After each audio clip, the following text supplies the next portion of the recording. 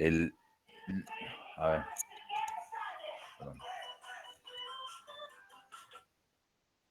perdón.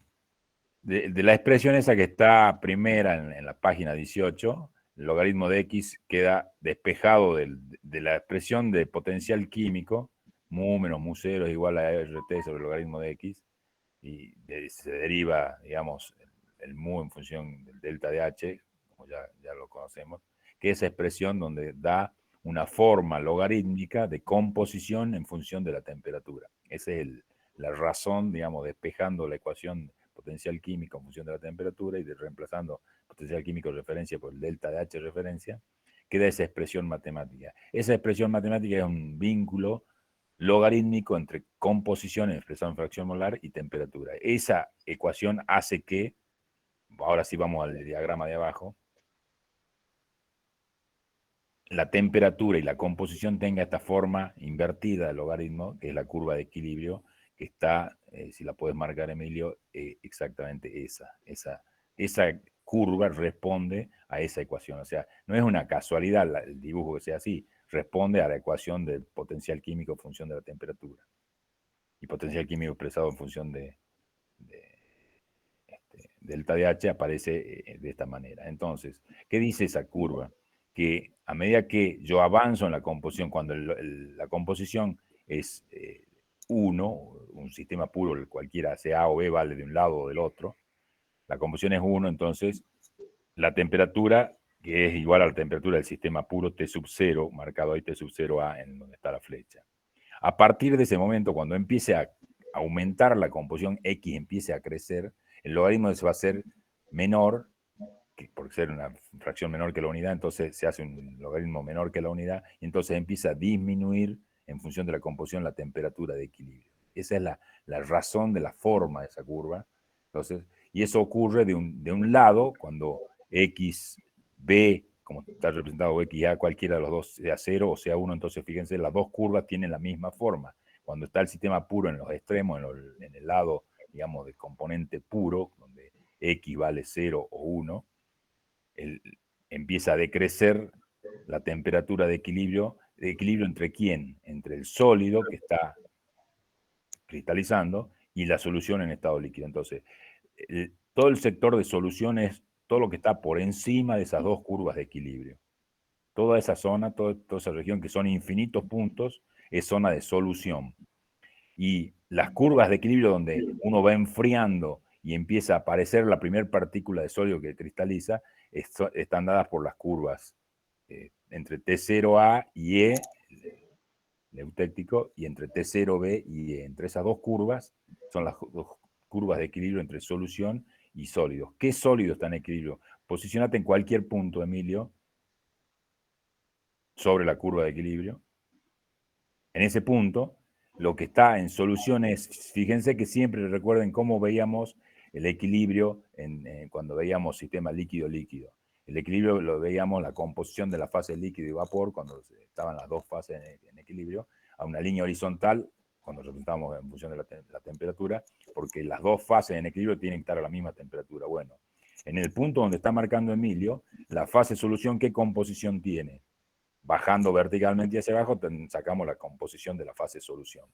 Y la fase sólida que está en equilibrio tiene que estar a la misma temperatura, entonces nos vamos en temperatura constante en la línea horizontal, buscando el equilibrio hacia la izquierda, y va a llegar a un punto como tal. Ese punto que es sistema puro, porque es el componente cuando la fracción XA vale 0 o XB vale 1 o viceversa. Entonces, el sólido que aparece en equilibrio cuando uno enfría una solución que tiene un soluto disuelto, no es el sólido que aparece no es el soluto, sino que es el solvente puro, en este caso, de 0, el A puro en este caso. Entonces, cuando uno va enfriando una solución salina o de cualquier soluto que está disuelta en el agua, cuando la solución alcanza el punto de equilibrio, la curva de equilibrio, cristaliza y se separa el sólido puro A, no se separa el soluto, sino el solvente en este caso. Entonces lo que se forma es, si el solvente es agua, que es la mayoría de los casos, por supuesto, hielo. Entonces lo que se forma, todos lo habrán visto, cuando ponen en el freezer una coca, se congela, el hielo que se forma no es Coca-Cola, no es sólido Coca-Cola puro, por supuesto, no es la solución Coca-Cola, sino el sólido que aparece, que cristaliza, es el solvente puro, es decir, es agua pura y hielo. Lo que se forma es hielo y se separa. Entonces, Ingeniero, disculpe que le interrumpa, ¿en la curva ya está cristalizando o en el primer paso abajo de la curva aparece el primer cristal? en el punto sobre la curva ya hay equilibrio. Ya hay equilibrio, o sea, ya están las dos fases presentes. ¿Qué es lo que ocurre? Acuérdense lo de la regla de la palanca de la clase pasada. El 100 o el 99,9999% de la masa del sistema es solución. Y el 0,00000, o sea, una fracción diferencial, es el primer cristal que aparece. ¿Cuál es la composición del cristal? Agua pura, hielo puro. ¿Sí? Pero ya están los dos en equilibrio, sobre la curva de equilibrio. A medida que vos seguís enfriando, se va formando cada vez más hielo, se va separando cada vez más hielo, y entonces empieza a crecer la cantidad proporcional de hielo. ¿Y qué ocurre con la solución? Como la solución, ustedes piensen en la Coca-Cola, tiene una determinada cantidad de extracto en una cierta cantidad de agua, es la composición, digamos, que vende la Coca-Cola. Si yo la congelo, empieza a congelarse en el freezer, se empieza a separar agua. ¿Qué pasa con el extracto? Si le estoy sacando agua en forma de hielo, el extracto empieza a hacerse más dulce, va a concentrarse, a tener más concentración de extracto. Entonces, el equilibrio hace que la composición espontáneamente empiece a aumentar su composición. Supongamos que el extracto es XB, entonces aumenta hacia la derecha. Fíjense, marca un punto abajo, al medio, Emilio, ahí, un poquito, ahí. En ese punto, ¿cuál es ahora lo que está en equilibrio? Está en equilibrio siempre hacia la izquierda, hielo puro, agua en estado sólido, y por el otro lado, la solución que está en equilibrio ya no es la composición original que habíamos marcado al principio, sino es esa que está marcando ahora Emilio, que tiene más composición de extracto de Coca-Cola. Está más concentrado el extracto de Coca-Cola. Por eso si uno toma la Coca-Cola con hielo, la siente más dulce, porque efectivamente está más concentrado en el extracto que tiene azúcar como parte de los componentes que forman la Coca-Cola. Entonces, a medida que uno va bajando cada vez más, va enfriando cada vez más, fíjense que la composición de la solución va aumentando hacia la derecha, se va desplazando hacia la derecha, aumentando, y por lo tanto, y la regla de la blanca también te va dando la proporción, porque ahora la proporción de hielo está en el segmento marcado por el lado derecho y la proporción de jugo o de extracto está marcado en el lado izquierdo por la regla de la palanca. Entonces va aumentando la proporción relativa de cada uno y eso ocurre hasta que llega a la temperatura del punto eutéctico, T sub B. En ese punto, ¿qué pasa? El equilibrio está entre la fase sólida, hielo puro, y la composición E del punto eutéctico. Es la característica del punto E. ¿Por qué es característica del punto E? Porque en el punto E no solo hay equilibrio entre hielo y la solución, sino también ahora aparece el primer punto de equilibrio, el sólido XB igual a 1, o sea, del otro lado, del otro sistema. Se coincide entonces, el punto eutéctico pertenece a las dos curvas de equilibrio, a la de la derecha y a la de la izquierda. Entonces tenemos los dos sólidos en equilibrio, agua pura y Coca-Cola, o extracto de Coca-Cola puro, en estado puro los dos. Y a su vez la solución. Entonces tenemos tres fases, la solución, los dos sólidos puros, y entonces tenemos tres fases y el sistema se hace un invariante y es un invariante. Se lo usa mucho para muchas aplicaciones de termometría, para calibrar termómetros, por ejemplo, para enfriar. Ahora, eso es la razón por qué son las curvas de esa manera. Y si yo sigo enfriando ese equilibrio eutéctico, ¿qué va a pasar?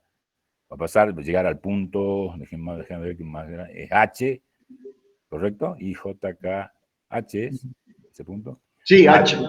el punto H, ya, al ser el sistema invariante, haber tres fases, las líquidas, que tiene composición eutéctica XE, y el hielo puro y la Coca-Cola pura, entonces se hace un invariante. Entonces, mientras yo siga enfriando y haya alguna, estén las tres fases en equilibrio, no varía ninguna propiedad y el sistema se queda fijo en el punto K, hasta que la última gota de líquido desaparece. Cuando ya queda la última gota de líquido y desaparece, se congela la última gota, ya quedan solamente el hielo puro y el extracto de Coca-Cola solidificado ya, digamos, un extremo, en ese caso, volvemos a tener solo dos fases en equilibrio, son las dos fases sólidas, que son el agua pura y el extracto de Coca-Cola puro, si se lo puede llamar puro, porque es una mezcla de cosas, y ya no hay nada de líquido, entonces el sistema vuelve a tomar un grado de libertad, se puede enfriar y baja la temperatura desde K hasta H.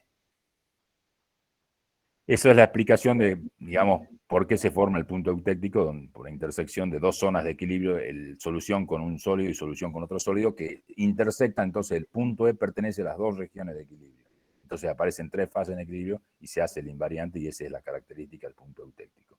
¿Qué aplicación industrial tiene el punto eutéctico? Tiene muchas aplicaciones industriales. La más conocida es la de refrigerar o lograr, fíjense, si nosotros usamos agua como solvente en cualquier solución, el sólido en equilibrio, el sólido, piensen, y esto es una pregunta para ustedes, el sólido que está en equilibrio en T sub 0A es agua pura, ¿correcto?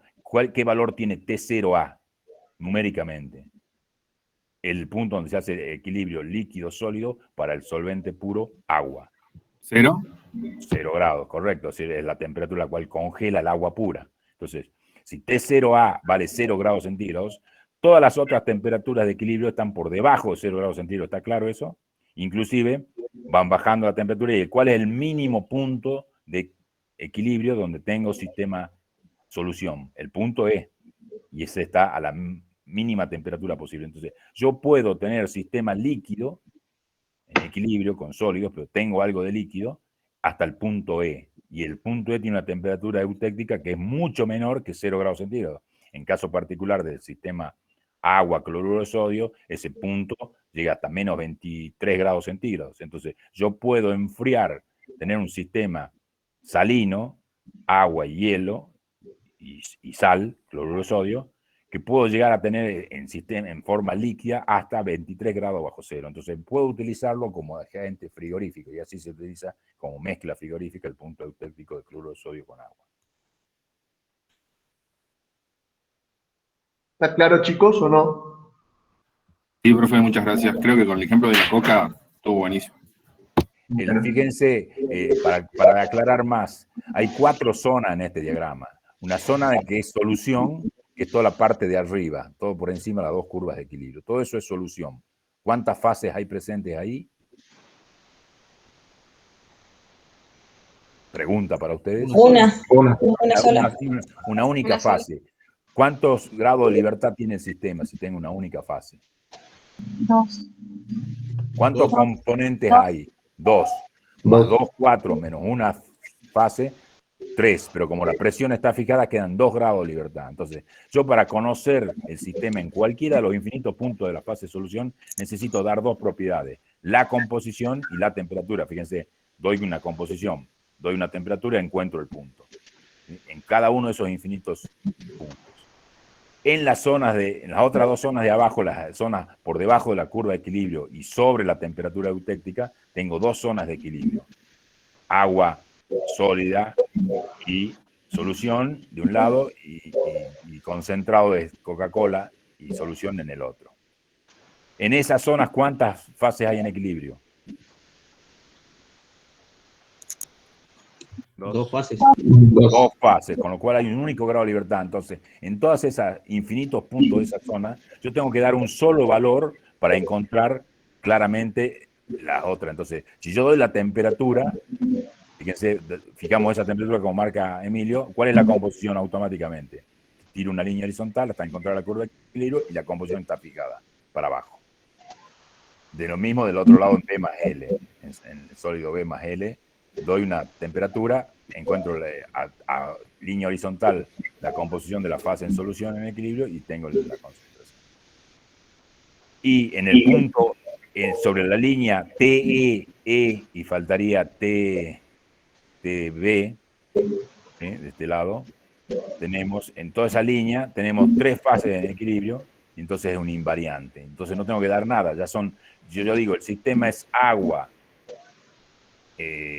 sal y hago el eutéctico, entonces ya no tengo que dar ninguna otra propiedad, ya conozco cuál es la temperatura eutéctica, la busco en libros, conozco la composición eutéctica, que es la XE, Y conozco, por supuesto, la composición de las otras dos fases en equilibrio, que cuál es. La solución es XE y la composición de las otras dos fases son hielo puro por un lado y extracto puro por el otro.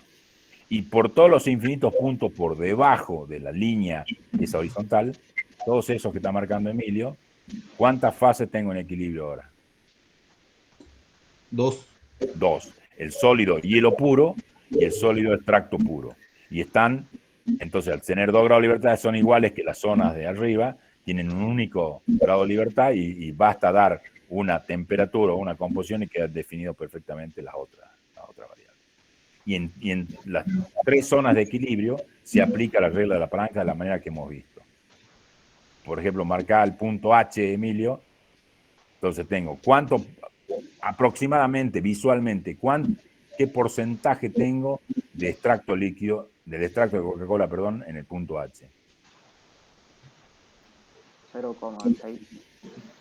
No, el extracto está al lado derecho, No, entonces 0,30. el brazo de la palanca es 0,1 tercio más o menos de extracto y 2 tercios es de agua. ¿Está claro? Y Puede ser que se lee cruzado.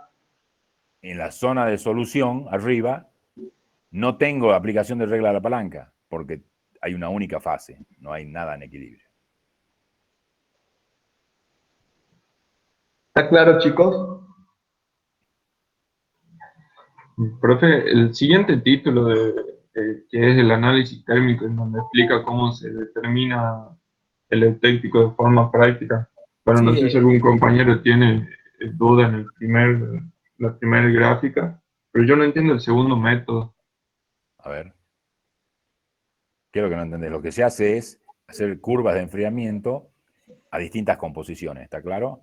En página 20, pero Subí un poquito, Emilio, ahí. Entonces lo que yo hago es, fíjate, la curva al 0%, 20%, 40%, 60%, 80%, 90% y 100% de uno de los componentes. Entonces es como tomar líneas verticales en el diagrama anterior. Entonces en el diagrama 0% es uno de los componentes puros, puede ser el agua en el caso que veíamos. Entonces, ¿qué es lo que hago? Si yo enfrío agua pura, ¿y qué es lo que estoy registrando? Acá es importante que entiendan qué se está registrando. Se va registrando la temperatura en función del tiempo, en un equipo en el cual yo enfrío a velocidad constante. O sea, no estoy cambiando la velocidad de enfriamiento. Entonces, fíjense, empiezo con agua pura, la empiezo a enfriar y la pendiente de la curva esa, que como va cayendo, no es una línea recta, no confundan con el recta, sino que tiene una cierta pendiente, me va dando la capacidad de enfriamiento que tiene el sistema, ¿correcto? O sea, cómo va bajando la temperatura en función del tiempo. Como ven ahí, como está en una línea casi vertical, en muy poco tiempo baja mucho la temperatura, es decir, un equipo que tiene una capacidad de enfriamiento importante. Hasta que llega el punto donde se ve una meseta. ¿Qué pasa en esa meseta? Se libera calor. Aparece la primera partícula de sólido, aparece el equilibrio, líquido-sólido. Entonces, mientras haya líquido y sólido, hay 2 fases en equilibrio y en esta línea en particular, ¿cuántos componentes hay? 2. ¿Cuáles son los 2 componentes? no sería uno, no estaría puro. Un solo componente es agua pura, estoy en el eje X igual a 0, X igual a 0, concentración de jugo o de extracto de Coca-Cola 0. Entonces estoy en agua pura. Entonces la primera línea que ustedes están viendo en el diagrama de arriba es esta línea vertical del componente agua pura. Entonces volvamos arriba. Entonces ahí es un solo componente. Entonces la regla de la fase que me dice que nu, el número de grado de libertad, es 2 más 1, 3, menos 2 fases en equilibrio, agua en estado líquido, hielo.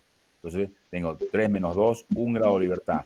Como ya la presión está fijada, todas estas gráficas son a presión constante definida, presión atmosférica en particular, entonces no tiene grado de libertad, entonces por eso la temperatura se hace una horizontal mientras yo enfrío, mientras hay equilibrio líquido-sólido, se hace una horizontal, la temperatura no cambia porque no tiene grado de libertad para cambiar.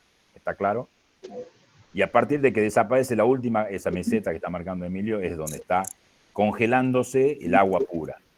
Cuando ya se congeló toda el agua pura y desaparece la última gota de agua líquida, pasa a ser hielo, y en ese momento toma un grado de libertad porque pierde una fase en equilibrio, y entonces ese grado de libertad lo usa para enfriar la temperatura y vuelve a bajar la temperatura. ¿Está clara esa curva, la primera? Sí, profe. Bien. La segunda, ¿qué es? ¿Cuál es la diferencia? 20% de solución de extracto de Coca-Cola y 80% de agua. Ya es un sistema binario. Toda la curva es un sistema binario. Entonces, empieza a enfriar a la misma velocidad. El equipo no cambia su velocidad de enfriamiento. Entonces, fíjense que la pendiente es distinta. No es la misma que la del agua pura. ¿Por qué? ¿De qué depende? ¿Qué propiedad termodinámica da la curva, la pendiente esa? Ahí empieza a solidificar, o sea, se libera calor por el sólido que se va a hacer. No te escuché. No escuché. ¿Qué propiedad termodinámica es la que da la pendiente de la curva esa, la velocidad? Definida la velocidad de enfriamiento, no es la misma pendiente tan claro, fíjense, comparen la curva de la extrema izquierda, esa, con la que estamos viendo. Hay una pendiente distinta, ¿sí? Se enfría, digamos, comparativamente ahora,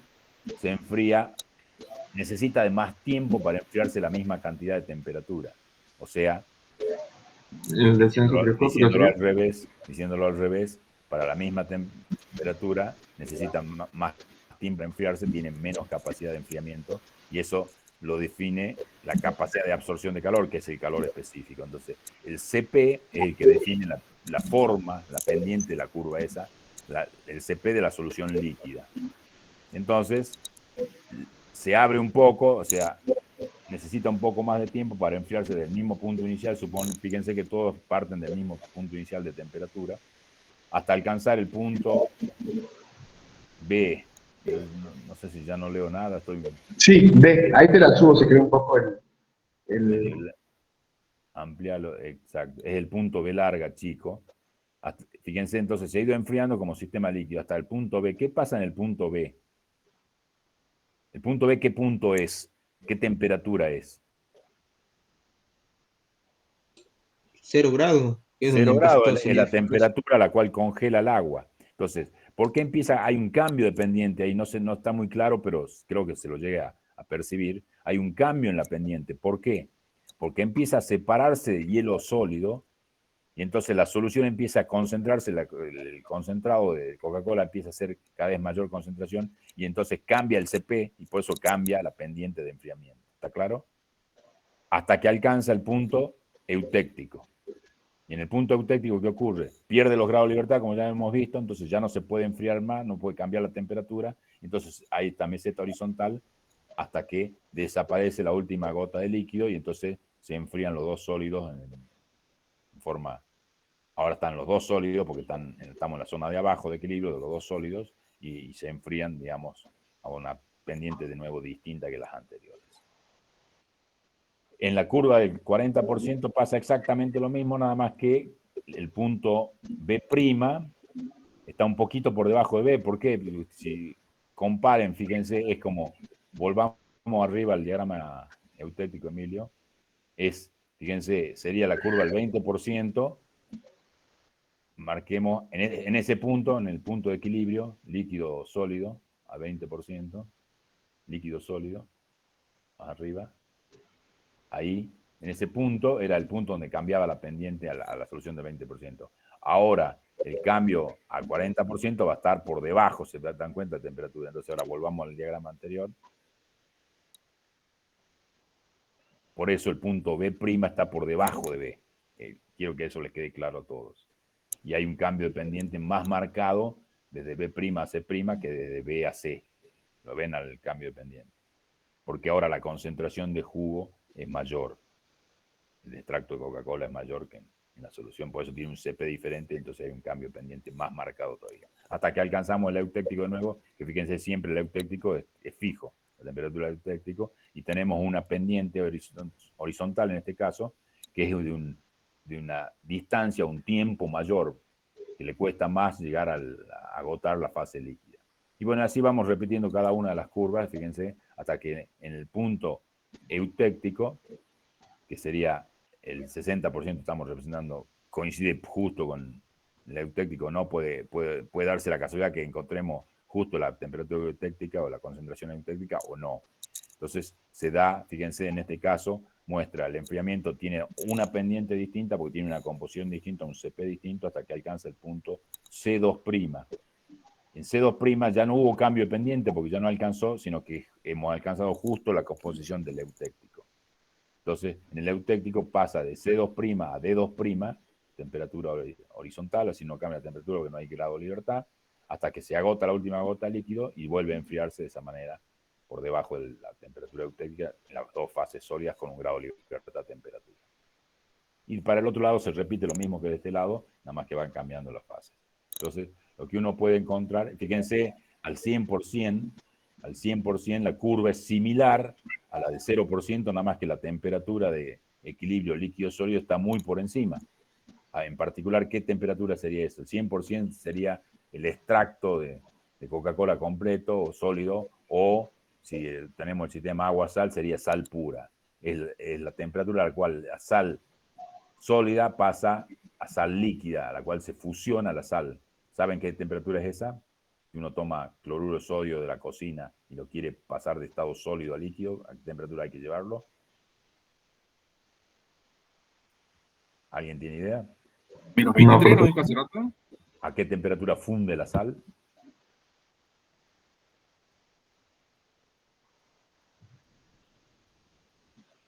Si nadie tiene idea, se los digo yo. En el orden de los 600 grados centígrados. O sea, esa mesetita que está marcando ahí Emilio, esa, la temperatura de fusión de la sal está en el orden de los 600 grados centígrados. O sea, que comparen el delta T que estamos representando, es altísimo. Entonces, sería la temperatura de fusión del cloruro de sodio ahí arriba y después va simplemente enfriando ya el cloruro de sodio pasado de estado sólido al estado líquido. Profesor, Sí. ¿podría explicar de vuelta el del 60%, pero la segunda parte cuando pasa el punto eutéctico? Desde C2', La pendiente, ¿por qué se D2', modifica? porque ya la pendiente ya, ahora ya no es un sistema líquido, ya son dos sólidos, entonces se va enfriando a una temperatura y son dos sólidos en dos proporciones distintas, con lo cual la pendiente no es la misma, sino que va cambiando en cada caso porque hay enfriamiento de dos, es como enfriar dos piedras de distintas proporciones, entonces va cambiando la pendiente a distintas formas en cada uno de los puntos. Fíjate vos que se los ve distinto en cada caso a la forma de la curva de enfriamiento por debajo del punto eutéctico. ¿Sí? Profe, en ese caso el punto B no está presente, pero entonces comienza a cristalizar en el punto C. Ahí no me queda claro. El punto B no está presente porque es ahí donde está Emilio, fíjense, la curva esa que no está presente el punto B es justo la composición del eutéctico. Entonces, viene enfriando desde el sistema solución hasta alcanzar el punto E. En el punto E pierde grado de libertad porque aparecen las tres fases en equilibrio justo. Es el único caso de los infinitos puntos, fíjense, que de paso de estado líquido a estado de los dos sólidos sin punto intermedio donde hay equilibrio líquido con uno de los sólidos. El líquido está en equilibrio con los dos sólidos en el punto E, directamente. Entonces, por esa razón no hay existencia del punto B larga en la composición eutéctica. Pasa directo del líquido a sólido. ¿Ves? Pasa del líquido desde A' a C2', de A2', A', perdón. O eso no lo veo bien. Es A2'. A2', ¿no? Sí. A2' a C2', no hay aparición del punto B, no hay punto de cambio de pendiente con fase líquida presente. Y pasa entonces al punto C2', donde ¿qué ocurre? Aparecen dos cristales de los dos sólidos al mismo tiempo. Entonces, en el punto C2' aparece de golpe tres fases en equilibrio. De una única fase que teníamos arriba, desde A2' a C2', siempre hay una sola fase en equilibrio. Hasta que en C2' pasa de una fase a tres fases en equilibrio juntas. En cambio, en todas las otras curvas, fíjense, pasa de una fase en equilibrio, solución, a dos fases y después recién a tres fases. ¿Está clara esa diferencia para todos? Eso hace que no haya aparición del punto B en la curva de enfriamiento del 60% que debiera coincidir con la eutéctica.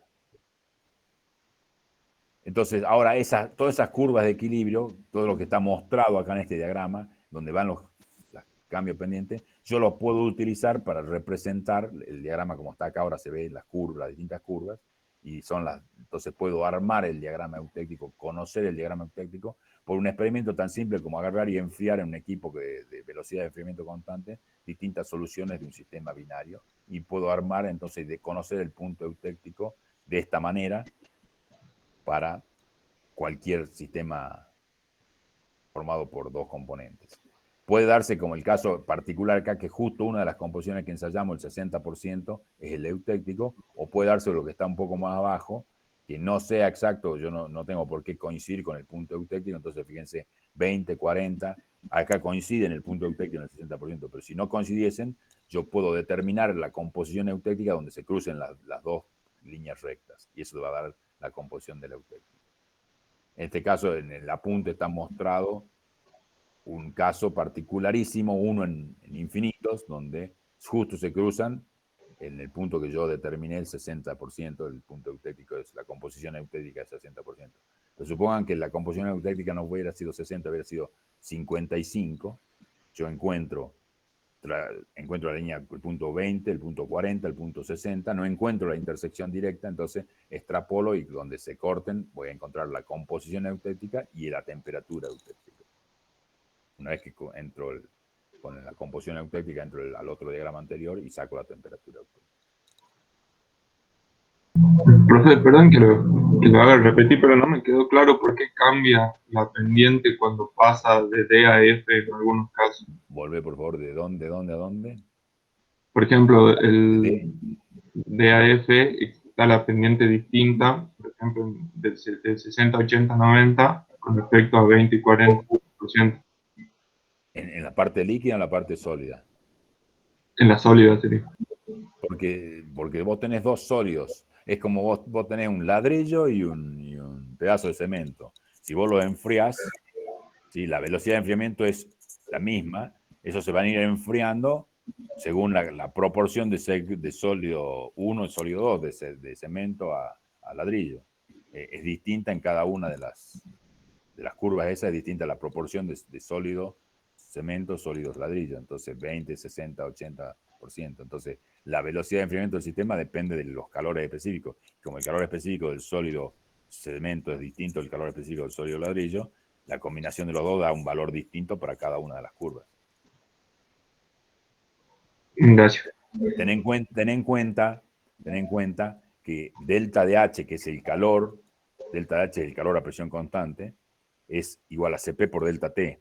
Entonces, como el calor que yo estoy sacando es velocidad constante, es igual a Cp por delta T. Si el Cp es distinto, el delta de T va a ser distinto por unidad de tiempo. Entonces la pendiente va a ser distinta. Creo que ahí te tiene que quedar más claro. Sí, profe, perfecto. Bueno, perfecto. ¿Alguna otra duda, chicos? ¿Qué otra duda Profe. tenemos? Profe, Sí. ahí en la parte ya de peritécticos, ¿puede explicar el grafiquito este donde están, en donde dos componentes forman un compuesto con punto de fusión congruente? Sí.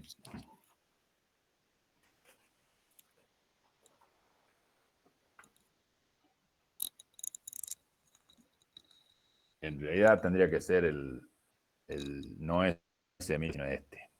El punto peritéctico es el P. ¿Sí? ¿Qué ocurre? ¿Por qué se forma el punto peritéctico primero que nada? Fíjense que del lado izquierdo es muy similar al diagrama eutéctico que habíamos visto anteriormente. ¿Sí? ¿Cuál es la diferencia? Que ahora hay entre los dos componentes puros que forman el sistema, en este caso son potasio y sodio.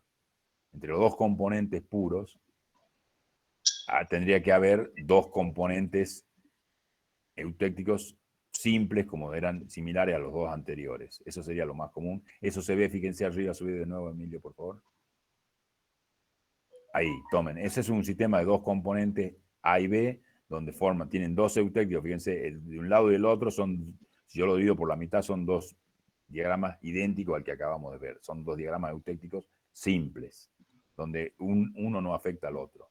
Puede ocurrir cuando hay muchos eutécticos, muchos hidratos, como el caso del hierro, fíjense, que tenemos formación de distintos diagramas. Cada uno de los diagramas eutécticos es similar a las anteriores, no hay ninguna diferencia, ¿sí? Ya hemos analizado uno de ellos, analizamos todo de la misma manera. Pero puede ocurrir cuando hay mucha diferencia de temperatura y pasa, fíjense en el de abajo, entonces vamos al sodio potasio. Vamos un poquito abajo, Emilio. No, para el otro, para arriba, para arriba, para arriba. ¿Dónde está el de sodio potasio? En la página 21 creo, profe. Te fuiste. Un poquito más abajo. Más. Ahí. Sodio potasio. Fíjense, del lado izquierdo es un diagrama casi similar a los normales. Pero ¿qué ocurre? Que el equilibrio del compuesto binario, el potasio y el sodio, forman un compuesto intermedio que es sodio 2-potasio. Ese compuesto intermedio, que es un compuesto intermedio porque está formado por los dos, por sodio y por potasio, pero es un sólido distinto. Entonces, tiene una curva de caída de equilibrio, solución, la fase de solución siempre está arriba, solución con el equilibrio sodio, tan brusco, cae tan de forma tal que se superpone o solapa sobre el diagrama de equilibrio eutéctico del potasio, sodio, potasio, normal. Entonces, es como que se solapa y hace desaparecer el punto máximo. Volvamos un poquito arriba, Emilio. Fíjense que la separación de cada sistema, tomen el caso del cloruro de hierro, cada uno de los sistemas pasa por un máximo. Eso desaparece porque se solapa, cae fuertemente la curva de la derecha hacia la izquierda y se solapa y hace desaparecer ese máximo. Eso es lo que está pasando en el equilibrio sodio-potasio. Volvamos al sodio-potasio. Entonces, esta curva, a ver si me la marca, Emilio, por favor, la curva de equilibrio, esa curva es como que se ha comido, ha solapado al punto máximo de equilibrio que tendríamos que tener normalmente. Eso ocurre entonces porque hay una caída brusca, muy alta de temperatura en función de la composición y entonces se produce la aparición de este punto peritéctico. Este punto peritéctico tiene la característica del punto P, se lo llama peritéctico porque es, de nuevo, un invariante. Porque ¿cuántas fases hay en equilibrio en el punto P? Está la fase solución, fíjense, todo el diagrama de arriba era fase solución en equilibrio con sodio puro. No, eso es todo solución. Emilio, márcame hacia la derecha. Toda esa zona, no, para el otro lado. Toda esta zona es equilibrio, fase líquida, sodio y potasio fundidos, con sodio puro. Entonces, el punto P es un punto más de esa zona, o sea, muestra equilibrio entre fase sólida, sodio puro, con la fase líquida, de composición P. Pero además, ese punto y todos los infinitos puntos que van desde P hacia la derecha hasta intersectan, no, por a T constante, todos esos puntos son zonas de equilibrio también de la zona de abajo, que es equilibrio entre quién, entre solución, por ejemplo, y sodio 2-potasio, el compuesto intermedio. Entonces, todos esos puntos, infinitos puntos en la línea horizontal que está marcando Emilio, son puntos de equilibrio entre solución de composición peritéctica, sodio puro y sodio-potasio puro. ¿Está claro? Entonces hay tres fases en equilibrio, es un invariante y tiene una determinada temperatura. Y se usan mucho los peritécticos para calibración termométrica, porque son puntos invariantes a distintas temperaturas, depende de cada sistema. Por ejemplo, si yo tengo que calibrar una termocupla a alta temperatura, voy a usar el peritéctico sodio-potasio, que va a estar en el orden de los 600, 580 grados centígrados, para calibrar una termocupla a alta temperatura. Si tengo que calibrar un termómetro a baja temperatura, en el caso uso el peritéctico del sulfato de sodio, que está representado ahí, y está a una temperatura de 32 grados centígrados. Porque son puntos invariantes, entonces yo sé que mezclo la solución con los dos sólidos y se me forma el peritéctico y conozco exactamente la temperatura, entonces pongo el termómetro que quiero calibrar y veo cuánto lo registro y lo uso como temperatura punto fijo conocida. ¿Cómo se hace para calibrar termómetros? Se necesitan dos puntos de calibración, entonces se usa el peritéctico a 32 grados centígrados con el otro punto de equilibrio agua estado líquido, agua estado sólido 0 grados, entonces con 0 grados que sería el punto arriba, un poquito más arriba, no, arriba, contra agua pura, en el eje ahí, abajo en el equilibrio líquido-sólido, bajando un poquito, bajando un poquito. La curva de aquí, ahí, no. Más A arriba. 0 grados centígrados, agua pura. A 0 grados centígrados, agua pura. ¿Dónde está?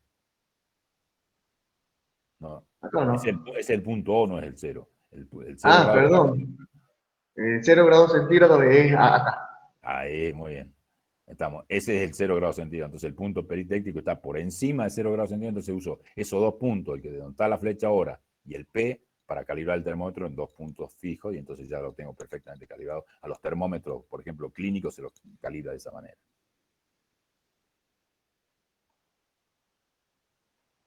Profesor, una pregunta. ¿El punto peritéctico no me determinaría el límite entre las soluciones? Porque, o sea, acá aparece la recta vertical marcando el límite. ¿Qué querés decir, Sebastián, con límites? Claro, yo las composiciones, digamos, a mí me está determinando. Las curvas de equilibrio son curvas de equilibrio, se dan las composiciones de equilibrio a distintas temperaturas. Entonces, el punto peritéctico es uno más de los infinitos puntos de equilibrio, con la particularidad de que ya no son puntos de equilibrio entre dos fases, sino que son puntos de equilibrio entre tres fases. Entonces son invariantes. En cambio, los otros no son invariantes. Ya, fíjate, cualquier punto por arriba de P en el diagrama del sulfato de sodio, arriba de P, cualquier punto, sulfato de sodio, Emilio, fíjate. Ahí, en esa curva de equilibrio. Ahí, cualquiera de esos infinitos puntos, yo para conocer el equilibrio tengo que dar o la temperatura o la composición. ¿Está claro? Entonces, doy la temperatura, conozco la composición. Doy la composición, conozco la temperatura. Necesito pues tiene un grado de libertad. Hay dos fases en equilibrio. En cambio, en el punto peritéctico, en P, y en todos los infinitos puntos de esa línea horizontal, hay tres fases en equilibrio. Entonces no tengo que dar ni temperatura ni composición, ya los conozco. Digo, el sistema es sulfato de sodio con agua en equilibrio, y ya está. Busco, y está a 32 grados centígrados, y conozco la composición peritéctica, que es la composición bajo una línea vertical del punto P hacia abajo, y es la composición del punto peritéctico. Mi duda en realidad es cómo determino las áreas, por ejemplo, de sulfato de sodio con agua y después sulfato de sodio con sulfato hidratado. ¿Cómo lo determino? ¿Cómo lo conozco? ¿Cómo lo determinas? Bueno, vos tenés que, si vos tenés dos formas de hacerlo. Primero es en forma química o en forma térmica. En forma térmica es lo mismo que ya dibujamos, ¿sí? Nada más que acá se complica un poco porque hay, si vos entras a una composición, por ejemplo, del 30%, 33%, va a pasar un poco más a la izquierda del punto peritéctico, ¿sí? Va a pasar, ¿ves? Va a cortar esa curva de equilibrio y la curva de equilibrio de abajo. Entonces va a tener un doble cambio de pendiente. Entonces se complica un poco, pero no hay más cambio de pendiente, entonces eso iba a tener que trabajar. Cuando vos encuentres dos cambios de pendiente, así, ¿qué está pasando? Hay un cambio. Fíjate que del otro lado de un diagrama eutéctico normal no hay forma de que tenga dos cambios de pendiente en fase líquida. No hay forma. En cambio, si vos encontrás dos cambios de pendiente en fase líquida, te está indicando claramente que hay un peritéctico. O sea, ya sabes que hay un peritéctico. Entonces tendrás que buscar una composición intermedia, poner más concentraciones intermedias hasta encontrar el punto peritéctico y lo vas a representar. Y en el punto peritéctico va a desaparecer de nuevo, va a venir con una única línea y no va a haber dos cambios pendientes, va a haber una única cambio pendiente y va a pasar de línea de una pendiente determinada, que es la composición que viene variando arriba, hasta una meseta constante. Eso te indica un punto peritéctico, igual que te lo marcaba el punto eutéctico. Se hace pasa de una línea, una determinada pendiente, a una línea horizontal. Y eso te indica que hay un peritéctico. Entonces ya conoces la composición del punto peritéctico y conoces la temperatura del punto peritéctico. Y bueno, y después si vos haces otra curva de enfriamiento hacia la derecha de P, ¿qué vas a encontrar? Estás arriba, fíjate, ahí está en zona de equilibrio, ya no hay fase líquida. ¿Sí? Entonces va a venir con una zona de equilibrio entre solución, que está a la izquierda de la flecha, y el sólido, ¿cuál? Equilibrio puro. Sulfato de sodio puro, de este lado. Entonces va a tener una pendiente determinada que va a cambiar de golpe. Cuando llegue ahí, a ese punto, ahí aparecen las tres fases, se hace una meseta y después seguís enfriando para abajo. ¿Qué ocurre ahí? Ahí hay dos fases en equilibrio, entonces vuelve a tener otra pendiente hasta volver al punto ese, y ahí se hace cambia de pendiente porque ya hacen los dos sólidos en este caso particular, como estamos del lado izquierdo de la línea vertical de equilibrio, entonces es equilibrio entre agua pura y sulfato de sodio decahidrato puro. Entonces tiene una pendiente definida. Es distinta a la pendiente que tendría si vos partís de una composición como está en este momento. Si vos partís de ese momento, venís en una fase de equilibrio líquido o solución con el sólido sulfato sodio puro. Hasta ahí se hace invariante, se hace una meseta constante, y de ahí cambia con otra pendiente, sigue enfriando, ya sólidos puros, ya no hay solución en ese punto, que son sulfato de sodio puro y con sulfato de sodio decahidrato, a una determinada proporción que da pendiente de esa curva. Exactamente, lo haces exactamente de la misma manera, nada más que necesitas más puntos porque hay, fíjate, más puntos también involucrados. Ahí está el eutéctico normal, está el peritéctico y están los puntos de equilibrio. En la línea peritéctica hay también una separación. La zona fase sólida, sulfato de sodio anhidro con sulfato de sodio decahidrato, y la fase de solución entre agua y sulfato de sodio decahidrato. Esa línea vertical genera dos pendientes diferentes. Entonces tenés más líneas, tenés que hacer posiblemente más curvas de enfriamiento a distintas composiciones para encontrarlo perfectamente, pero lo podés encontrar de la misma manera. No sé si eso responde, Sebastián. Sí, profe, gracias. Bueno, chicos, ¿alguna otra pregunta tenemos?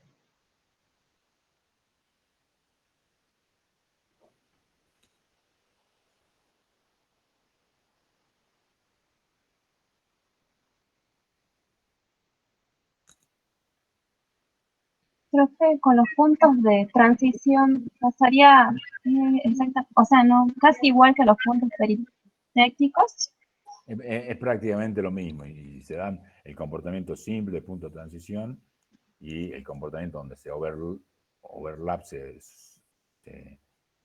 sobrepasa una curva de equilibrio sobre la otra, y entonces dan exactamente el mismo análisis. Lo importante es que ustedes sepan analizar en cualquier diagrama que se les presente, sea de transición, sea eutéctico o peritéctico, qué hay en equilibrio en cada zona, qué componente y qué composiciones tienen, cómo sacarlas, entonces cómo manejarse dentro del diagrama.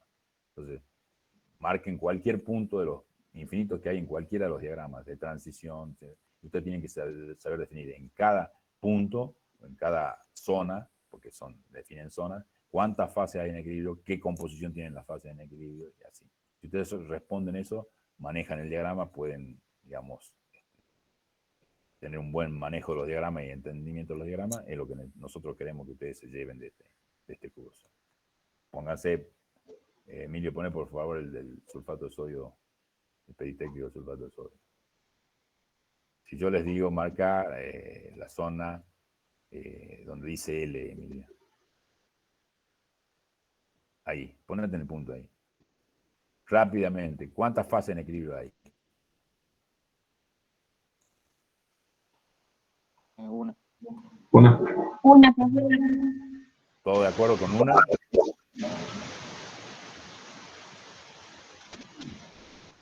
Sí, profe. ¿Nadie vota por dos?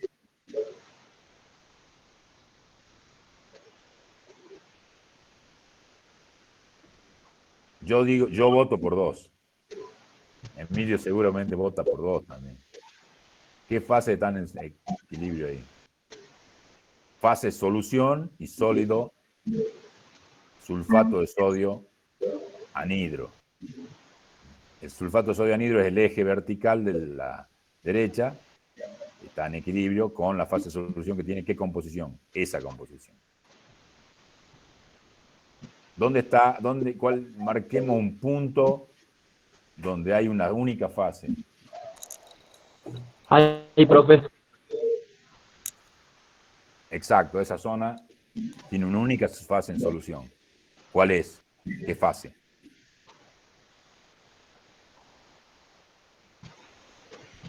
La solución. La fase de solución, la fase líquida, es la única zona en equilibrio. Todos esos infinitos puntos de esa zona, hay una única fase en solución que tiene qué composición. La composición que saco verticalmente hacia abajo, por supuesto, hasta cortar el eje de la composición.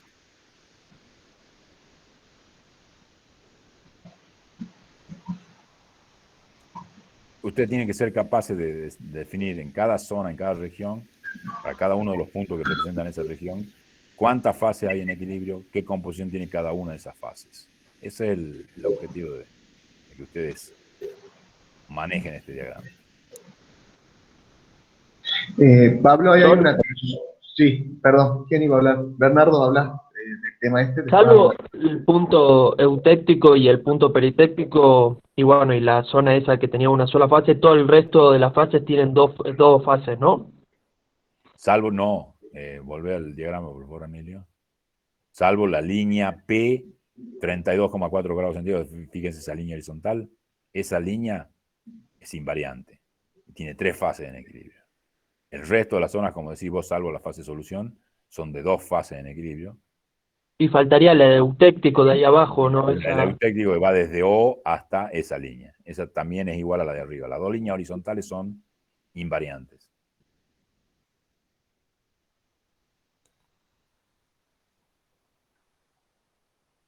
Bueno, ahí hay una consulta, Pablo, de Marcelo Liendo, que dice, buen día a todos, potencial de gas puro, eso explicaría de alguna manera el por qué no hay una sola fórmula para analizar el comportamiento de un gas real.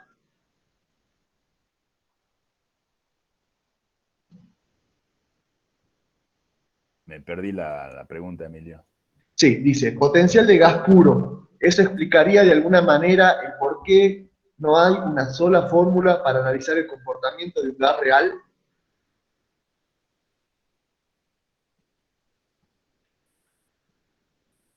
No entiendo bien la pregunta, qué es lo que quiere preguntar. Potencial de un gas puro es el potencial, cómo varía el potencial químico en función de la presión del gas. Un gas puro, no hay composición de nada, es un gas único. Y la pregunta que decían, si ese potencial de un gas claro, puro... si eso, lo textual explicaría de alguna manera el por qué no hay una sola fórmula para analizar el comportamiento de un gas real. ¿Por qué no hay una sola fórmula para analizar qué comportamiento de un gas real? ¿Qué querés analizar del gas real? ¿El comportamiento? ¿Y por qué fórmula? ¿De qué fórmula, Marcelo, estarías hablando?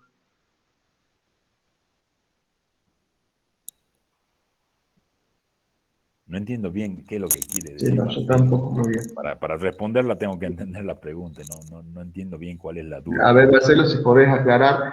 Mientras tanto, ¿hay otra duda, chicos, del tema?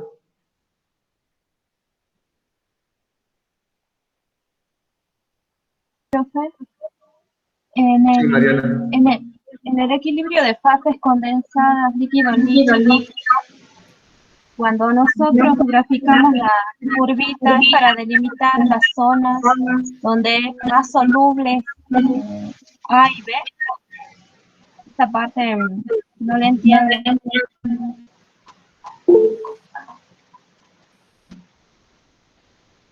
Equilibrio líquido-líquido, ¿qué cosa? ¿Qué página, Mariana? La página 15, profe. ¿Ese diagrama? Sí. Ese diagrama, profe. Ese diagrama, bueno, de nuevo, si vos subís un poco, Emilio, me da lo mismo, es la relación entre mu sub A y mu sub A0, fíjense esa ecuación, es lo que está representado en el eje de las Y, la diferencia es igual a RT logaritmo de XA, entonces, en función de XA es una curva logarítmica. Entonces, en un sistema ideal, el comportamiento sería de esa manera, cuando XA vale 1, el logaritmo de 1 vale 0, entonces la diferencia de potencial químico es 0 porque mu sub A es igual a mu sub A0, porque está en sistema puro. Para cualquier otra composición, por ser el logaritmo de una composición de algo menor que 1, se hace negativo, entonces va siendo negativo todo el tiempo y tiende a menos infinito, ¿correcto? Hasta ahí es simplemente la expresión logarítmica de mu en función de composición.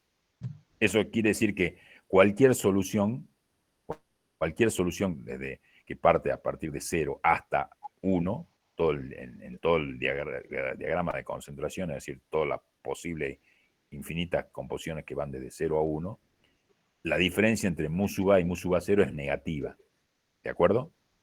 ¿Qué significa eso? Que mu sub A menos mu sub A0 sea menor que 0. Significa que mu sub A es menor que mu sub A0. Por lo tanto, como ustedes ya saben, la naturaleza en la que estamos inmersos busca el mínimo potencial químico, la mínima energía libre posible, entonces siempre todas las soluciones tendrían que ser ideales, tendrían que disolverse siempre un componente en el otro, porque siempre daría un mu sub A menos mu sub A cero, o sea, un mu sub A menor que el sistema puro. O sea, entonces yo pongo el líquido puro y le agrego el otro componente. Por el hecho de agregar el componente, se forma una solución y el potencial químico de la solución es menor que el potencial químico del componente puro, entonces se tendrían que disolver. Entonces, todos los sistemas tendrían que ser ideales. ¿Está claro eso? ¿Por qué? Todos los sistemas ideales tendrían que disolverse, no tendría que haber problema de inmisibilidad, de insolubilidad. Todos los sistemas tendrían que disolverse uno en el otro de 0 hasta el 100%. ¿Está clara esa idea? ¿Por qué? Porque el potencial químico en solución sería menor que el potencial químico del sistema puro. Ahora, en la realidad no pasa eso. Entonces, cuando uno arranca de una composición 0 del eje de la izquierda, allá abajo a menos infinito, y empieza, ustedes ya saben que las soluciones tienen comportamiento ideal muy parecido, real muy parecido al ideal cuando la composición es baja. Entonces, muy cerca de 0 en XA tendiendo a 0, el comportamiento real es similar al ideal como se ve en esa curva. Pero a medida que empieza a aumentar la composición, llega un momento en que empieza a haber desviación del comportamiento ideal, y es esa que estamos viendo. La desviación hace que se empiece a crecer mucho más el potencial químico mu sub A respecto a mu sub A cero, entonces la diferencia es menor, más próxima a cero, y entonces para una dada composición, fíjense, cualquiera de las composiciones, márcame una Emilio, ahí, ¿cuál es la composición ideal? Mu sub A menor que mu sub A cero. A esa composición mu sub A es esa. Pero en la real, ¿qué ocurre? En la real, el mu sub A es mayor que mu sub A cero. Entonces, ¿qué ocurre? Si mu sub A es mayor que mu sub A cero, quiere decir que el potencial químico en solución se hace más grande que el potencial químico en estado puro sin disolverse. Entonces, el sistema no se disuelve porque busca el menor potencial químico. Entonces, y el menor potencial químico estando solo, puro y no mezclado. Entonces, aparecen por desviaciones del comportamiento ideal las inmisibilidades. O sea, la inmisibilidad o la insolubilidad es una clara consecuencia neta, directa, reflejo de la desviación del comportamiento ideal. Entonces, cuando nosotros tenemos sistemas que no se misibilizan entre sí, no se disuelven entre sí, está indicando claramente que hay desviación del comportamiento ideal. ¿Por qué? Porque en la curva continua que muestra ahí nos está diciendo que cualquiera sea la proporción que mezclemos, A con B, desde 0 hasta 1, si la solución es ideal, siempre se disolverían porque el potencial químico sería menor en disolución que sin disolución. Eso es lo que está mostrando esa curva. Entonces, ¿qué ocurre? Entonces, si ahora yo aplico ese mismo dibujo para los dos extremos, para XA tendiendo a 1, ahora para el otro lado, donde ahora es el otro sistema puro, y entonces bajás la curva de abajo, bajemos el dibujo de abajo, ahí están, los dos tienen desviación del comportamiento real, entonces en los dos, fíjense, se crea una zona de miscibilidad que es entre el componente puro, desde ahí hasta XA', de ahí horizontal, hasta ahí hay miscibilidad. Y a partir de ese punto, ya la composición del sistema sin mezclarse, el potencial químico del sistema sin mezclarse es menor que el potencial químico del sistema mezclado, con lo cual queda sin mezclarse. ¿Hasta dónde? Hasta X'(B), que es del otro lado, tengo la misma situación. Desde X'(B) hasta 1, 0, 1, en esa línea horizontal, el sistema tiene menor potencial químico mezclándose. Pero entre X'(B) y X'(A) tiene mayor potencial químico mezclándose, con lo cual no se mezcla. Entonces aparece una zona donde no se miscibiliza que está entre X'(A) y X'(B). Toda esa región de esos infinitos puntos, el sistema no se mezcla porque tiene un potencial químico menor cuando permanece sin mezclarse. Y eso forma una zona, entonces fíjense, queda un segmento miscible, un segmento inmiscible, un segmento miscible. Todo esto es válido a una determinada temperatura. Cuando yo lo represento para distintas temperaturas, entonces se me generan las zonas de inmiscibilidad, que es el diagrama que está más abajo. Que es el que está a la izquierda, es el que representaría lo que hemos visto. Y así como hay para zonas que crecen la imisibilidad y a medida que aumenta la temperatura desaparece la imisibilidad, como el extremo que está a la derecha, a la izquierda. En el del medio, la imisibilidad se va haciendo más chica y desaparece a una temperatura inferior. Hay dos tipos de sistemas. Los más comunes son los de la izquierda. Los más comunes son este tipo de diagramas, donde a mayores temperaturas los sistemas se hacen más miscibles y se hacen miscibles totalmente. Fíjense, por arriba, la zona de imisibilidad por arriba de TOS, dice. TCS. TCS. A ver, por arriba de TCS son totalmente miscibles, son totalmente ideales. Se mezclan en cualquier proporción. Por debajo de TCS hay zonas de imisibilidad claras y hay una gran zona de imisibilidad intermedia entre las dos fases. Entonces, en la zona de solución por afuera de la zona imisible hay una única fase y por lo tanto hay 2 grados de libertad. En cambio, por dentro de la zona imisible hay 2 fases en equilibrio, por lo tanto hay un único grado de libertad y yo tengo que dar una sola propiedad. Doy la composición, queda determinada la temperatura. Doy la temperatura, queda determinada la composición.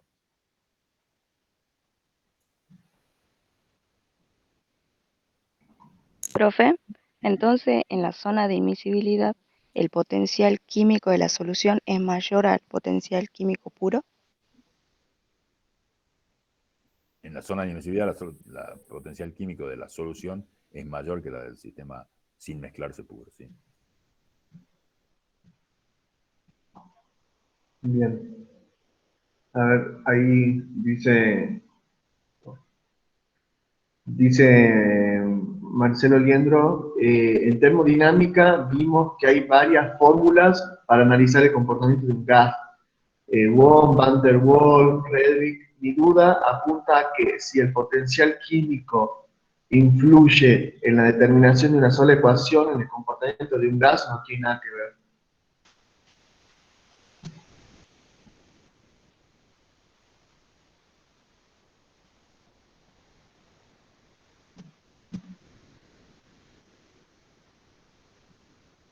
No tiene nada que ver, es decir, la ecuación real que define el comportamiento de un gas real no es una sola. Yo para un mismo gas real puedo tener 100 ecuaciones de estado, o sea, no tiene absolutamente nada que ver lo que estás mezclando cosas distintas.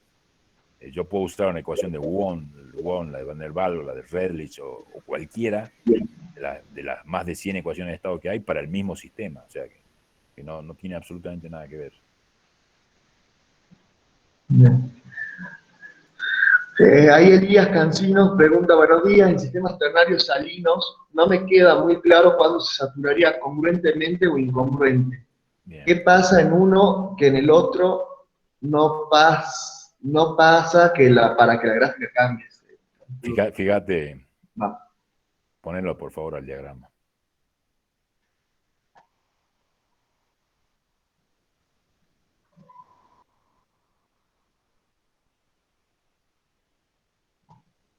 Más abajo.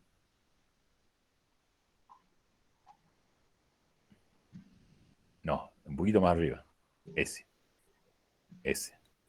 Ahí el de la extrema, el del lado izquierdo es de fusión congruente. El lado derecho es fusión incongruente.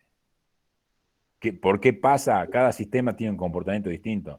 No hay una forma de decirlo por qué pasa. Pasa. Es lo que observamos. Acuérdense que siempre estamos basados en observaciones experimentales. Eso es la termodinámica clásica. O sea, esto lo explicamos después, ahora lo voy a explicar, pero ¿por qué pasa? Digamos, es porque el potencial químico varía en forma distinta para distintos sistemas, entonces ocurre de una forma u otra. No te puedo dar la razón por qué pasa. Sí te puedo explicar, una vez que aceptamos que pasa porque lo observamos, es como que vos me pidas que te demuestre el segundo principio, no hay forma. Lo aceptamos porque vemos que siempre pasa, pero no te puedo explicar por qué. ¿De acuerdo? Acá es lo mismo. El diagrama, algunas sales tienen estado de fusión congruente, otras de estado de fusión incongruente. ¿Por qué pasa? No te lo podemos contestar. Sabemos qué pasa y podemos explicarlo y entenderlo, cuál es la diferencia. Eso es lo que estamos haciendo en este diagrama. Vamos al diagrama en sí. El diagrama de la izquierda, fusión congruente. ¿Qué significa? Que yo tengo un sistema ternario agua con 2 sales A y B, que forman una sal intermedia AB. ¿De acuerdo? Entonces, bueno, ya se supone que sabemos manejar todo este diagrama, entonces, si yo parto de una composición determinada, por ejemplo, el punto, marcar un punto en esa zona de equilibrio de Emilio, un poquito más, ahí, yo parto de ese punto. Primero que nada, ¿cuántas fases hay en equilibrio en ese punto? Lo que le decía hace un rato, ustedes tienen que en cada diagrama saber determinar cuántas fases hay equilibrio y cuáles son las composiciones. ¿Cuántas fases hay en equilibrio en ese punto en el que está marcado con la flecha de Emilio? ¿Será ese día? ¿Todos de acuerdo?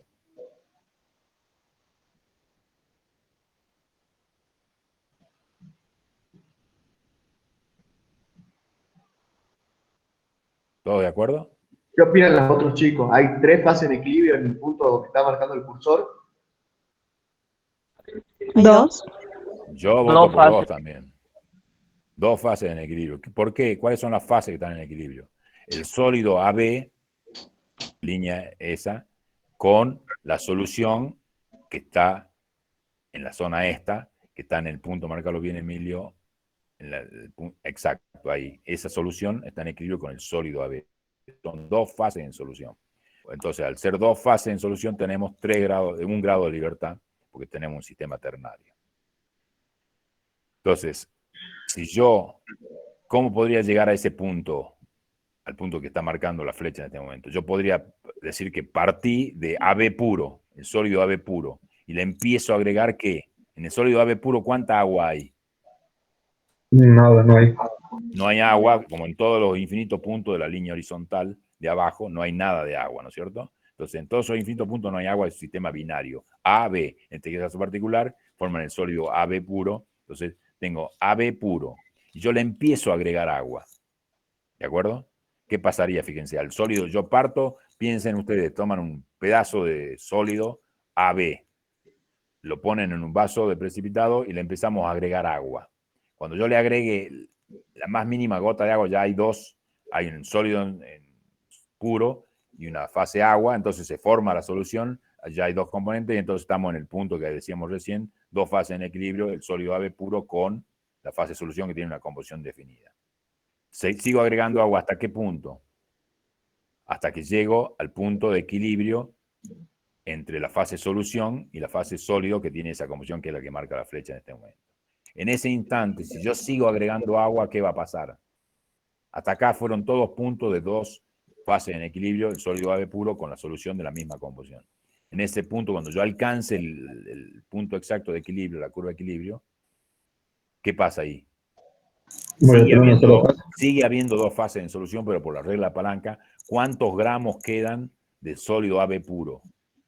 Un diferencial, nada, queda un cristalito mínimo. Desaparece el último cristal de AB y entonces, ¿qué ocurre? El sistema pasa a tener una única fase, que es la solución, y ya no hay más sólido. Entonces tiene una única fase, entonces tiene 2 grados de libertad y ya estamos en la zona de arriba de equilibrio. ¿De acuerdo? Y entonces yo pasé, y si sigo agregando agua, paso a tener un sistema de solución de A, B en agua, homogéneo de una única fase con 2 grados de libertad. Entonces yo partí de un sólido AB y saqué un equilibrio del mismo sólido que yo puse siempre en equilibrio con la solución. Vamos al diagrama de la derecha. Yo parto de AB puro, el vértice donde está parada la flecha ahora.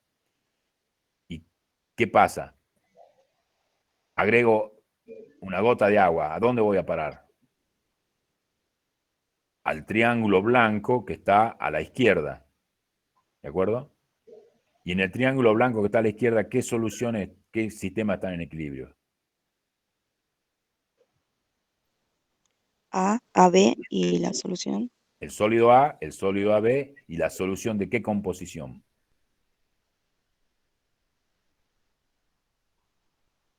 El vértice fíjense que A y AB son los 2 vértices del triángulo, el otro vértice, esa solución que está marcando Emilio, ¿correcto? ¿Y esa solución, qué solución es? ¿Es AB en solución? ¿Sería solución de A y AB? Solución de A y AB, están los dos. Los dos están en ese punto en equilibrio. Entonces tengo, partí de un sólido AB, ustedes piensen, ponen una piedra de AB, le empiezan a agregar agua, y de pronto aparece, ¿qué en equilibrio? Un sólido A y una solución de A. O sea, A en solución y sólido A. Entonces, por eso se dice que por fusión es cuando lo paso de sólido a líquido, por agregado de agua, parto de una piedra AB y por agregar agua me aparece un sólido A que yo no puse, que estaba formado dentro de AB, era parte del AB porque son el mismo componente, pero es un sólido, claramente el sólido A es un sólido distinto del sólido AB. Son dos compuestos distintos con propiedades distintas. Entonces yo parto de un sólido X y aparece un sólido Y distinto al del que yo puse. Eso es lo que está pasando. Por eso se llama fusión incongruente. ¿Está claro eso, la idea?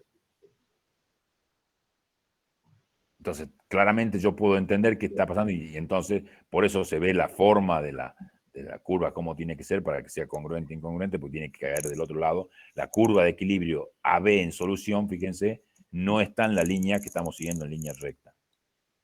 Por eso se hace la fusión incongruente. En cambio, en el diagrama de la izquierda, la curva de equilibrio de la solución AB con el sólido AB está dentro de la línea que une con agua, el vértice de agua. Profesor, y ahí empezaría a aparecer un sólido A, aumentaría el sólido A y aumentaría también la solución con agua y B. Fíjate que lo que surge es, apenas pones vos la primera gota de agua, ya te metiste dentro del triángulo, con lo cual ya aparece A apenas vos pones la primera gota de agua. Ya aparece el sólido AB que vos pusiste, y ya aparece una partícula de A, ya la fusión incongruente se dio con la primera gota de agua, pues ya apareció el sólido A en equilibrio. ¿Está claro? Fíjense ahí, te pones de AB puro, vos pones AB puro, pongo una gota de agua, inmediatamente caí dentro del primer triángulo de equilibrio. Y ahí ya está A, que yo no puse. Entonces ya es incongruente de ese momento. Y se hace más evidente cuando llego a la curva en equilibrio arriba. Fíjate, un poco más arriba, Emilio, si puse agua justo hasta llegar ahí, ¿ahí qué pasa? ¿Ahí cuántas soluciones tengo? Una de composición definida, en la composición que está definida por ese punto. Pero está el sólido A y ya no hay nada del sólido AB, desaparece el sólido AB. Entonces ahí se hace más evidente todavía la fusión incongruente. ¿Está? ¿El sólido AB desaparece en la curva de abajo o en la que está marcando Emilio? No, en el sólido AB, mientras esté dentro del triángulo, está presente porque es parte de la zona del triángulo. En el momento que yo llegue a cortar el triángulo con la curva de equilibrio, ahí, en ese instante, cuando agregue una gota más hasta ese punto, está el sólido AB junto con el sólido A y la solución, ¿correcto? En el momento en que yo agregue una gota más de agua, subí un diferencial para arriba, Emilio, ahí ya desaparece el sólido AB y ya queda solamente el sólido A, queda la curva de equilibrio esa que está marcando Emilio, sólido A con solución, de distinta composición. ¿De acuerdo? Sí, profe. Profe, una consulta sobre el sistema alternario. ¿Cuál sería el punto de pliegue? ¿Cómo lo conocemos? El punto de pliegue los puntos de pliegue son, fíjate, volvé por favor, Emilio, al equilibrio líquido-líquido. Esos son los puntos de pliegue. No.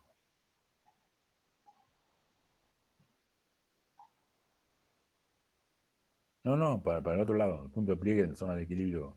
Estamos. Yo no veo si está subiendo o bajando, pero está en andar la zona de equilibrio. Líquido-líquido. Donde está la superposición. La superposición, no más abajo. No más abajo. No. Para el otro lado. Página 24 en el apunte, profe. Yo no te puedo decir la página porque no lo tengo el apunte, pero más abajo. Ahí están los puntos de pliegue. Los puntos de pliegue son donde se superponen las líneas de equilibrio. ¿Sí? Entonces, fíjate, en ese diagrama, ¿cuál es la zona de equilibrio? Hay dos zonas de equilibrio, ¿no es cierto? Bueno, tomemos la de abajo, esa que está marcando Emilio. los puntos de pliegue son, fíjate que hay tres líneas dibujadas, ¿sí? Y hay un punto marcado. El punto de pliegue es el que está arriba, donde ya desaparece la inmisibilidad. Eso se llama punto de pliegue. En el diagrama de arribita, en la zona invisible del diagrama de la izquierda, ahí se lo ve más claro. Ese es el punto de pliegue, ¿correcto? Cuando hay superposición de zonas de equilibrio, como en el diagrama del medio, ahí desaparecen los puntos de pliegue y el punto de pliegue pasa a ser una línea. Márcamelo, Emilio, por favor. El diagrama del medio. Ahí estaban los dos puntos de pliegue, y desaparecen y el punto de pliegue pasa a ser esa línea, donde coexisten las dos zonas en equilibrio de invisibilidad. Y en el diagrama de la extrema derecha, los puntos de pliegue están formando un triángulo, están desapareciendo y se forma un triángulo. Entonces, los puntos de pliegue definen toda la zona de invisibilidad nu igual a 0 o invariante.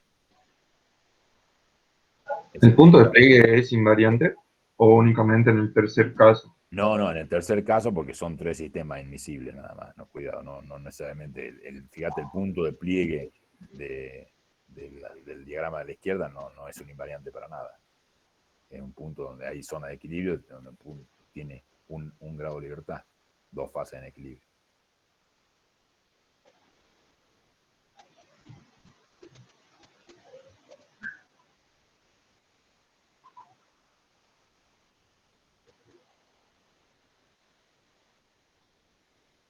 Ahí pregunta Marcelo Niendro, ¿el estado de desplazamiento de una reacción química es un valor porcentual y si además es un indicador del uso de un catalizador en una reacción química? No, el estado de desplazamiento de una reacción te mide el grado de avance de la reacción. No es porcentual, es unitario. Generalmente se trabaja en valores 0, 1. Así que normalmente se habla de un grado de avance 0,5, 0,7, 0,8, 0,2. Pero bueno, básicamente multiplicarlo por 100 no te afecta nada. Puedes decir que 20%, 70%, 80% es indistinto. Y no tiene nada que ver el catalizador. Puede haber reacciones que se usan o no catalizador y el grado de avance se mide de la misma manera. El catalizador es simplemente una sustancia que se utiliza para bajar la energía de activación de la reacción y entonces favorecer que ocurra la reacción nada más. Pero no interviene, facilita la reacción, por lo tanto facilita que el grado de avance, se crezca. Bueno, ¿alguna otra duda, chicos? Profe, y ahí siguiendo los sistemas de ternario salino, hay más abajo donde hay una sal que es un hidrato. No comprendo bien el gráfico.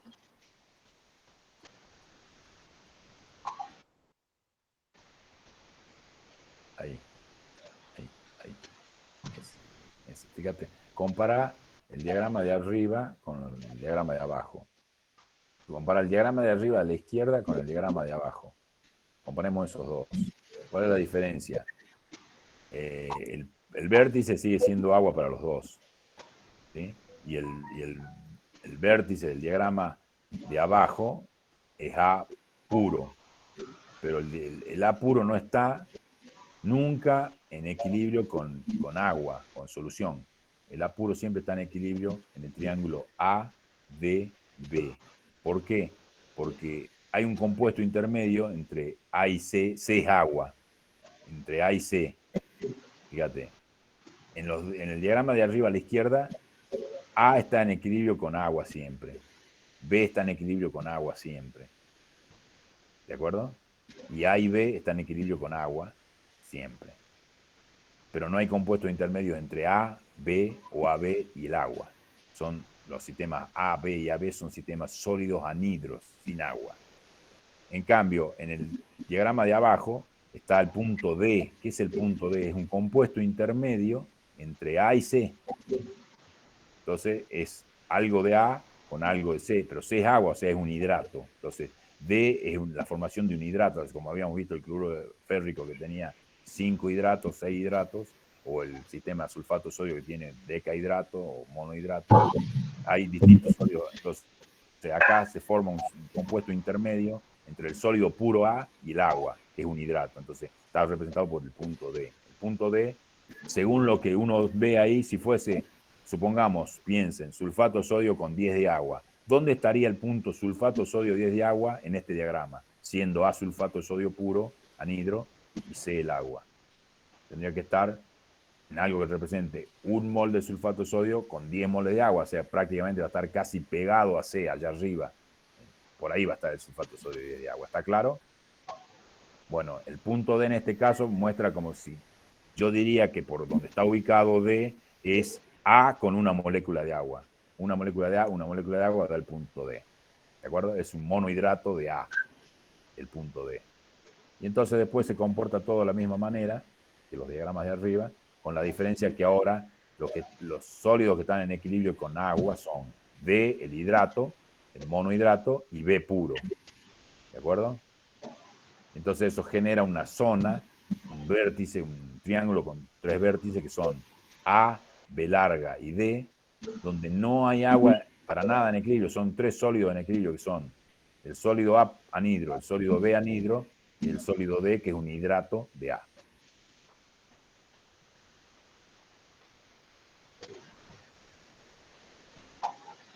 Bien, Ok, profe. Gracias.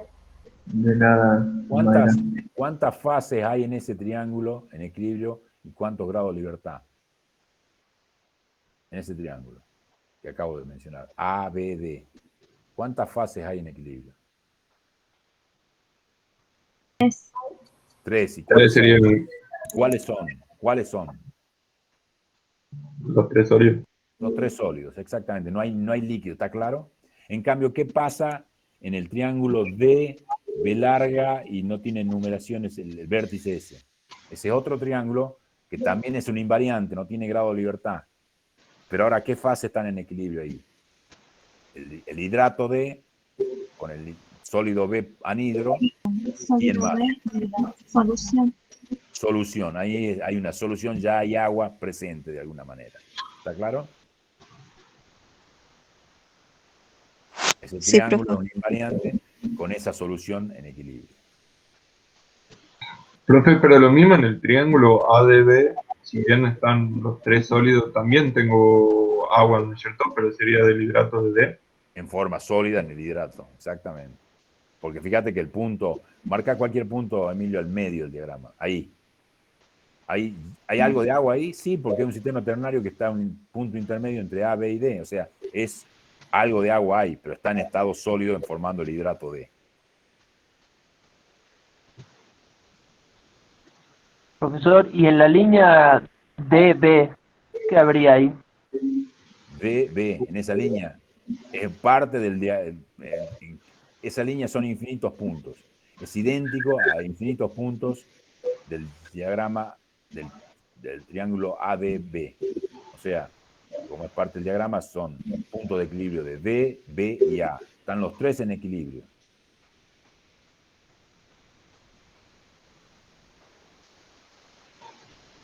Ahí serían los sólidos con una gotita de agua, por ejemplo, ¿o todavía no? No, ahí no es una gotita de agua, un porcentaje. Fíjate, baja por la línea horizontal, Emilio, pegate donde dice nu igual a 0. Baja por esa línea, ahí, no, por la línea, ahí para ahí. Ahí, ¿cuánto hay de agua? En general, ¿cuánta agua hay? Aproximadamente. Un 50 sería. Casi un 50% de agua. No es una gotita de agua, por eso cuidado con esto. Hay casi un 50% de agua. ¿Está claro? ¿Por qué? Porque el 100% de agua, ¿dónde está? En el vértice C arriba. Entonces ahí está en la línea 50% de agua. Sin embargo, no hay nada de agua en estado líquido de solución. Está todo como A, D y B. A y B no tienen nada de agua, entonces está todo como D, está como hidrato. Pero hay mucha agua, no es un problema de gotita.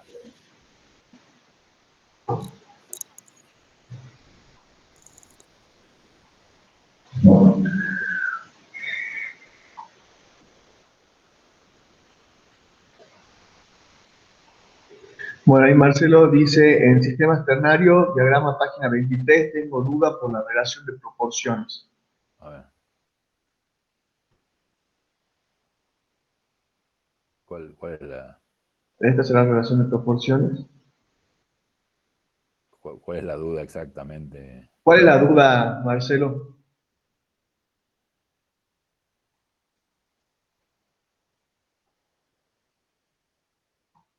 Bueno, mientras Marcelo escribe, ¿alguna otra duda, chicos?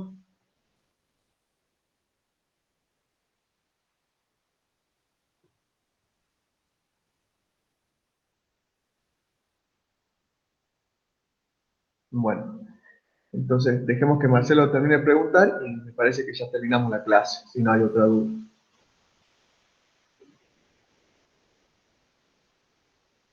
¿Profe?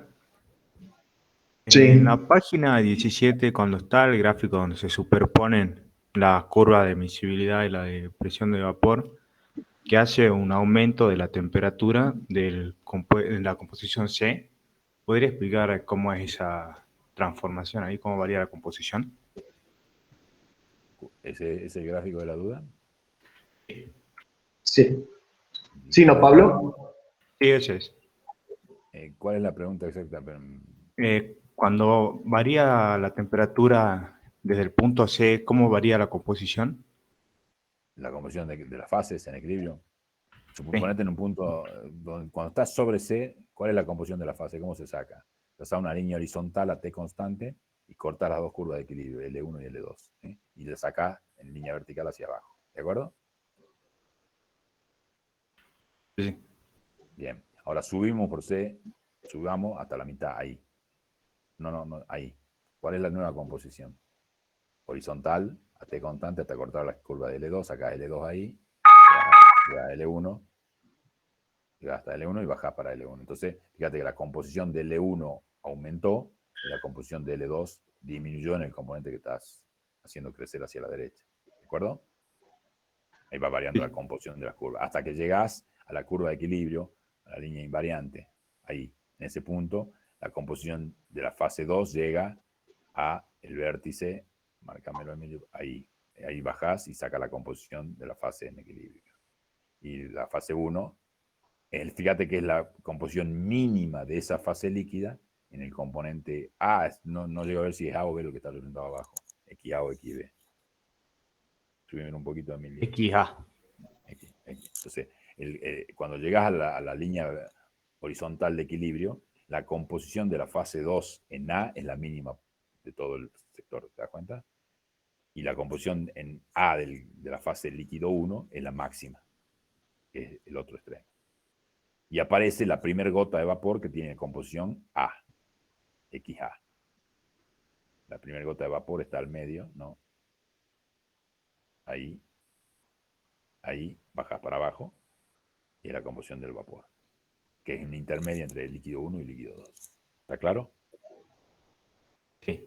Después, como se hace un invariante, pues ya tenés 3 fases en equilibrio, permanece invariante, no cambia la temperatura, no puede cambiar la temperatura hasta que se van vaporizando, van pasando del líquido a vapor, va aumentando la regla de la palanca, la fase de vapor, que está como vapor, hasta que desaparece la gotita de la última gotita de la fase líquida L1.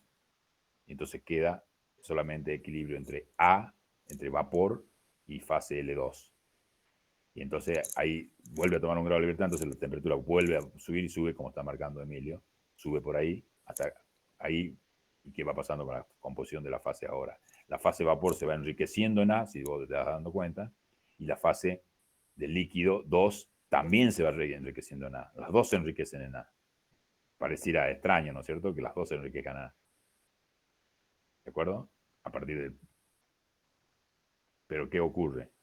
Se enriquecen, pero va cambiando la proporción de fase vapor a fase líquida por la regla de la palanca. Al principio había más vapor que líquido y después llega al punto D, donde ¿qué ocurre? Todo está como vapor, 100% como vapor, y la fase líquida L2 desaparece. Entonces ya pasa a tomar la zona de vapor puro, donde hay una única fase, y donde, bueno, ya al haber una única fase hay una sola composición, que es la composición que sacamos en línea recta hacia abajo, y que por supuesto tiene que coincidir con la composición inicial del punto C.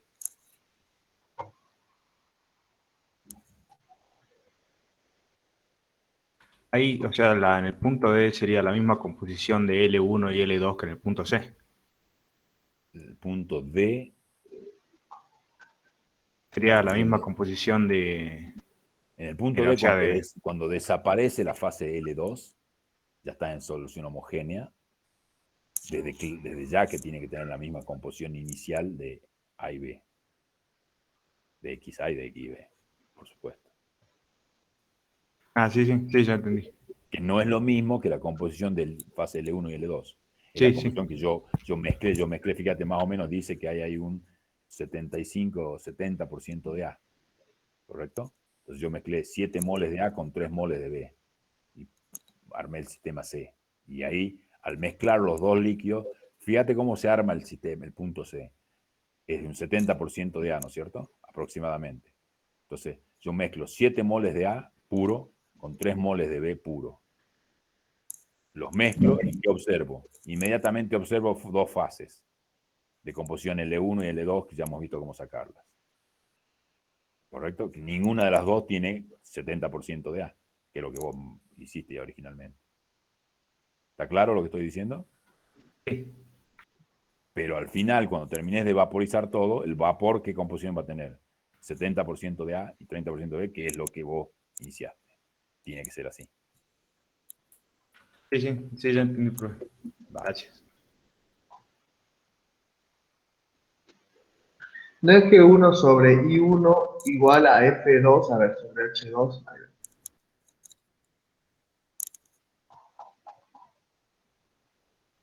Página 17 era, creo. No, 23 era este. Ahí dice, a ver, voy a agrandar un poco. ¿Se lo leo, profe? ¿Cómo? Se lo leo, dice, lo que pregunta, dice, Dale, por favor. no es G1 sobre I1 igual a F2 sobre H2. G2. Claro, G2 me parece que es inconsistente. Sí, no, G1 sobre I1, están cambiados los números, porque acá sería 2, claro, en el gráfico es más fácil ver, acá sería 2 y acá sería 1. Tiene toda la razón, están cambiados, tomarlo Emilio eso.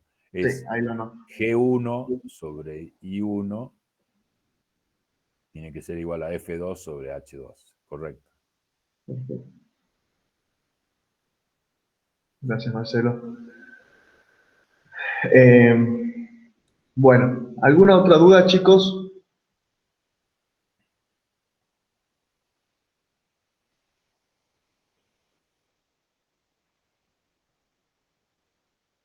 Bueno, entonces nos volvemos a encontrar con la ingeniera Lurralde. Creo que vienen 2 viernes, no tenemos, fíjense bien en el cronograma, porque vamos a tener prácticos algunos viernes para adelantar ya para el parcial, ¿sí? Porque ya estaríamos con la teoría para el primer parcial.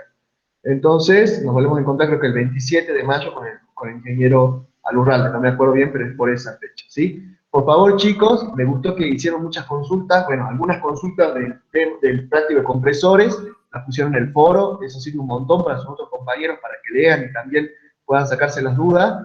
Y bueno, vamos el lunes con el práctico de soluciones, que creo que es bastante sencillo, no es muy largo, y seguimos avanzando, ¿sí? Las dudas que se les consulten, que se les presenten de la teoría, la pueden poner en el foro de consultas teóricas. Yo se las voy a pasar al ingeniero Lurralde para que se las respondamos, ya vemos, si en alguna clase oral o por escrito, ¿sí? Así que, bueno, Pablo, creo que terminamos entonces. Sí, bueno, no, reafirmar que si hay dudas para antes del parcial y quieren hacer una clase de consulta, me avisan y la hacemos.